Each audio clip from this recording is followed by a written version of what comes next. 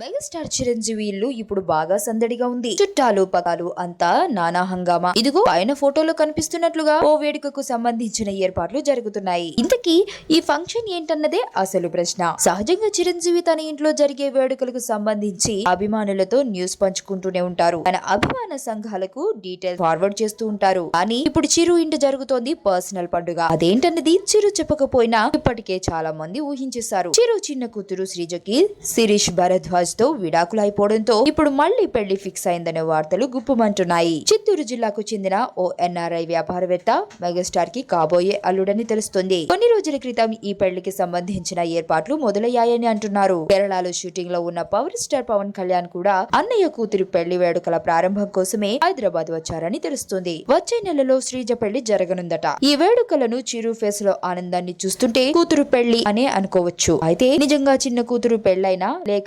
మరేదైనా ఫంక్షన్ కోసమా అనే విషయం మాత్రం అధికారికంగా ఎవరు చెప్పలేదు. కానీ శ్రీజ పెళ్లి అనే చాలా మంది అంటున్నారు. అది కూడా చాలా వైభవంగానే చేయబోతున్నారట.